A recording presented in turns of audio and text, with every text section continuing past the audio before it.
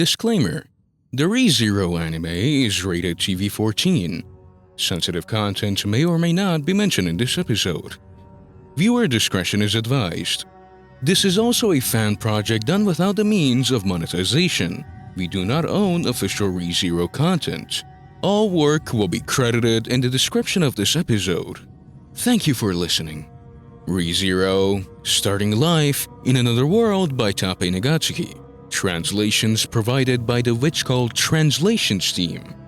Arc 1. A Tumultuous Day. Chapter 3. First Encounter with Magic. Time itself stopped.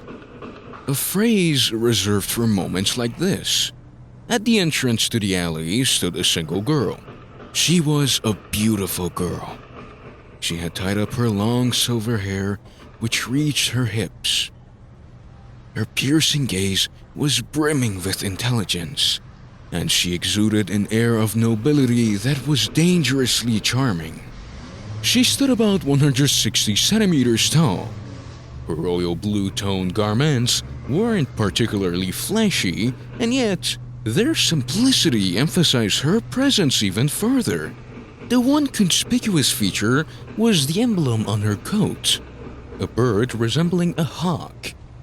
And even its magnificence was nothing more than a supplement to her sublime beauty. I won't let you run amok like that. Stop at once. She spoke once again, her voice so exciting it could send tremors through one's body.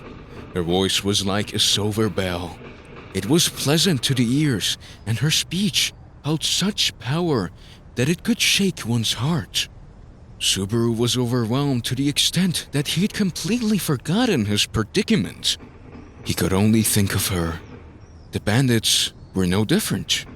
Faced with her animosity, their earlier vigor vanished. Even the man holding the knife turned pale as they retreated into the alley. Wait! Please, wait! We don't really get it, but we'll let him go. So please, forgive us. It's good to see you're so gracious.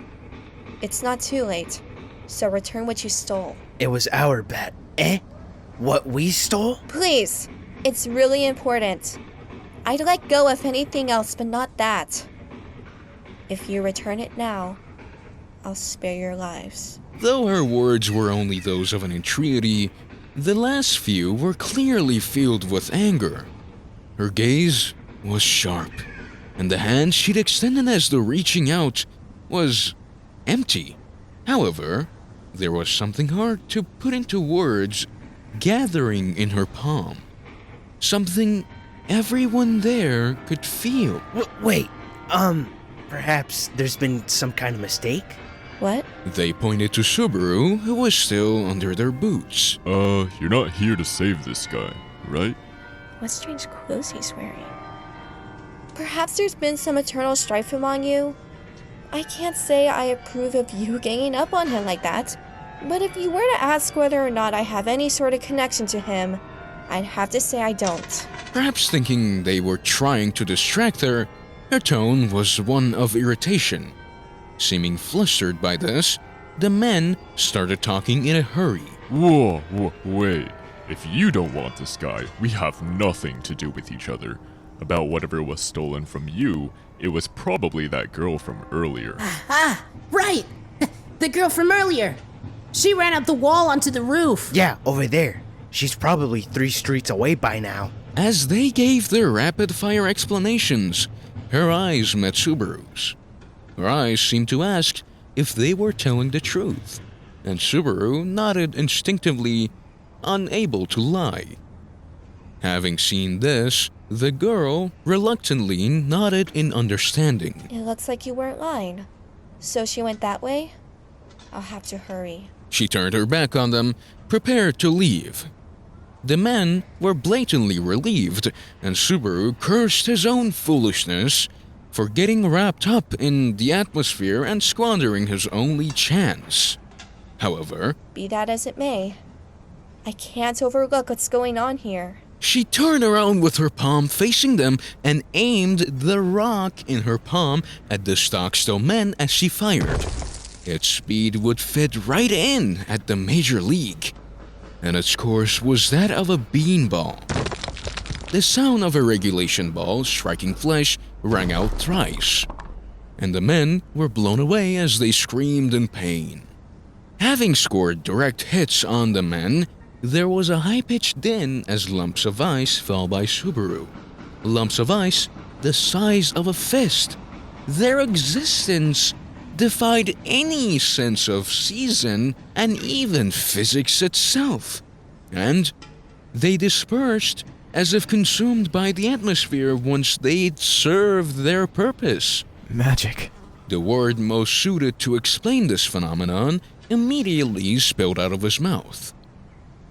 He didn't hear her chant or anything, but that ice just now was definitely formed in and fired from her palm.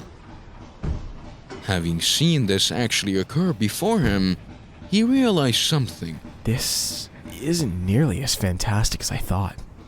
It feels disappointingly real. He'd imagined light scattering around or energy flowing wildly.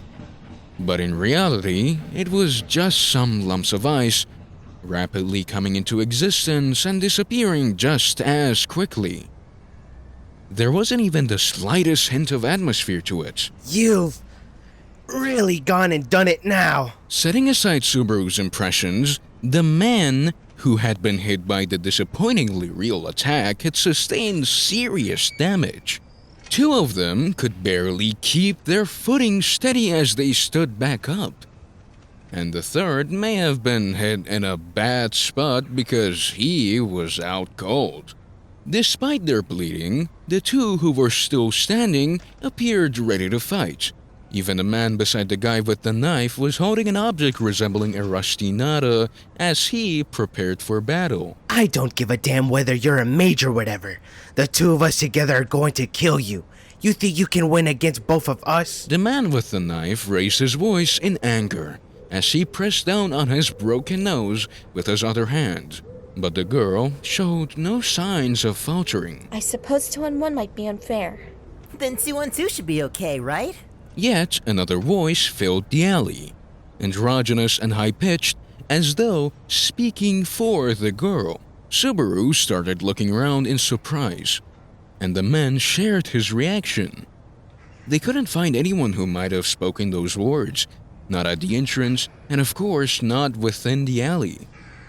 The three of them were confused and bewildered, and as if to show off, the girl held out her hand, her palm face upward, and it floated above her white fingertips. It's kind of embarrassing to be looked at like that. It said as it bashfully groomed its face. It, being a cat, small enough to fit in a palm, standing upright. Its coat was gray, and its ears were floppy. To Subaru, it looked very much like an American Shorthair. Well, setting aside its pink nose and the length of its tail. The sight of this bizarre cat-like being caused the man with the knife to tremble as he screamed, A spirit user. Correct. If you withdraw right now, I won't pursue you.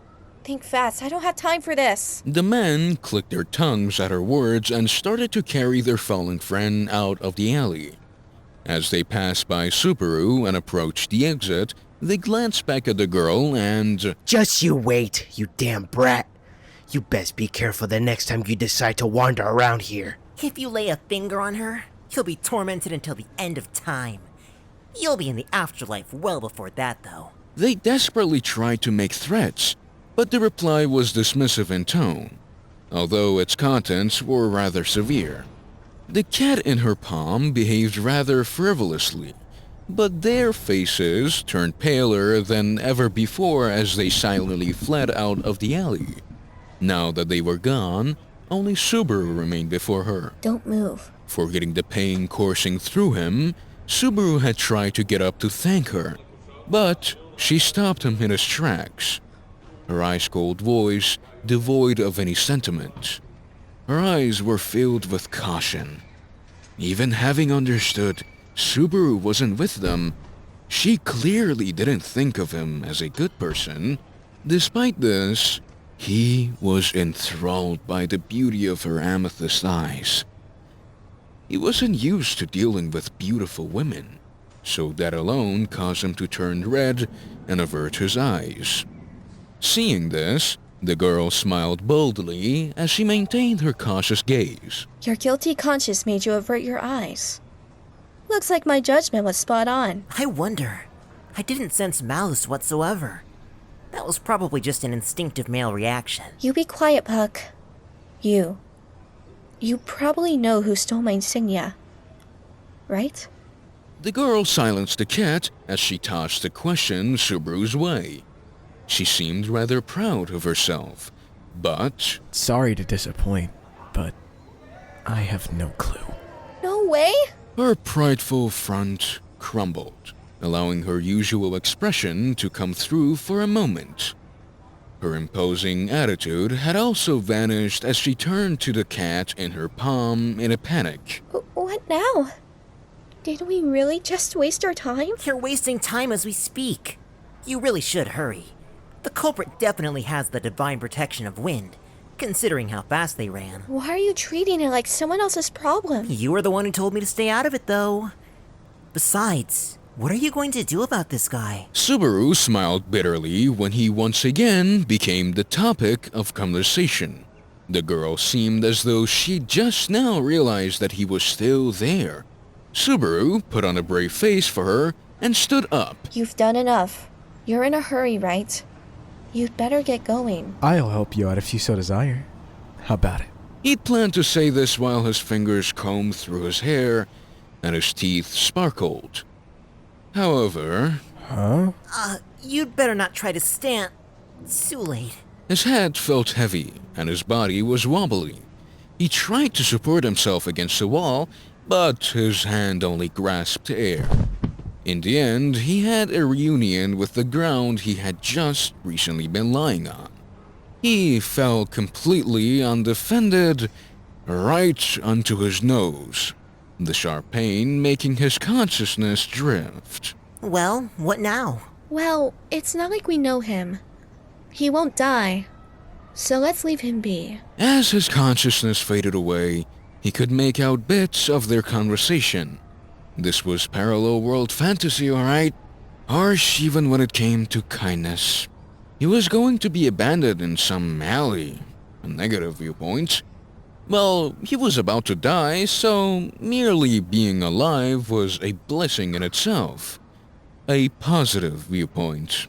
These half-hearted thoughts floated across his mind as his consciousness slowly... Really? Really? On the verge of losing consciousness, he caught sight of the girl turning around, her face red.